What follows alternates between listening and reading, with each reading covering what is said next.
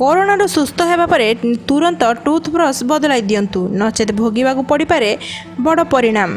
भारत में कोरोना संक्रमण who who हो बढ़वे लगी। जड़े कोरोना सुस्थ होते हैं आउ थे ए संक्रमित होती। कोरोना विरुद्ध में टीका फलप्रद होती किंतु टीका नहीं जड़े संक्रमित होना तार ग्यारंटी वैज्ञानिक माने दे पारुना। तेणु सतर्क रहा ही एकमात्र उपाय। जी कोरोना संक्रमित होना कि कोरोना आरोग्य लाभ कर भाइरस प्रति सतर्क रहा उचित। दांत डाक्तर मतरे निकट में कोरोना सुस्थ होता जड़े व्यक्ति तुरंत से व्यवहार करुवा टूथब्रश जीभ छेला और अन्य जिनिस को बदलाई दिंतु। याद्वारा व्यक्ति जनक केवल निजक पुनः संक्रमित होबार रक्षा करेंगे नहीं बरं समान वाशरूम व्यवहार करुवा परिवार अन्य सदस्य मानक कोरोना सुरक्षा दे पारिबे।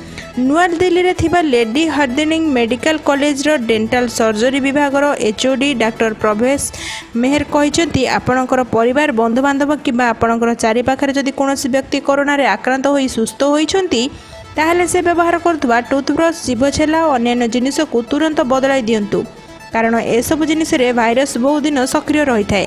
तेणु एगुड़ी को व्यवहार न कले भाइरस को आम दूरे रखिपर।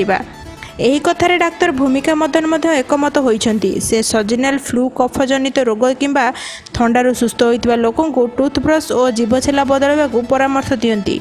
एबे से कोरोना सुस्थ होता लोक सामान कथा कहते।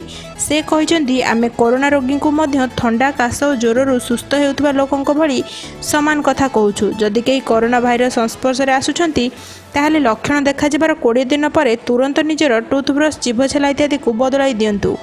टूथब्रश रे बैक्टेरिया वायरस दीर्घ समय धरी घर कर रुहति। याद्वारा ऊपर रेस्पिरेटरी ट्रैक्ट इन्फेक्शन सृष्टि होता है। एथिपाई आमे माउथवाश और बेटाडाइन द्वारा गर्गल करने को कही थाउ।